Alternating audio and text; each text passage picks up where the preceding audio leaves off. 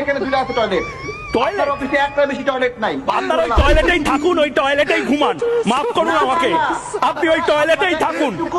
আপনাদের ডেভেলপমেন্টের ইন্ডেক্স হচ্ছে টয়লেট। আপনার দেশে মিছিল আপনি থাকুন ভালো করে, টয়লেটে একটা বালিশ নিয়ে নিন, একটা কোল বালিশ নিন। তারেক ভাই একটা কোল বালিশ নিয়ে শুন, টয়লেটে শুয়ে থাকুন।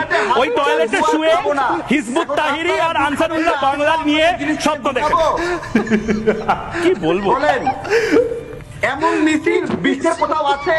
মাঠে ঘাটে হাঁকবো না, গু আর খাবো না, এটা কোনো কথা? আপনারা কি বলেন?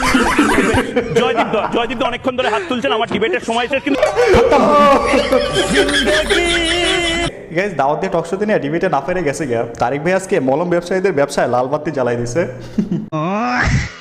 গাইস 3-4 দিন আগের একটা ভিডিওতে দেখলাম তারিককে টক শো দিনে 2 মিলিয়ন ভিউজ নিয়েছে, সেই লোভে আজকে টক শোতে আনছে। আজকে মান ইজ্জত পুরো প্লাস্টিক করে দিচ্ছে। তবে তারিক ভাই এমনি বেজ্জতি না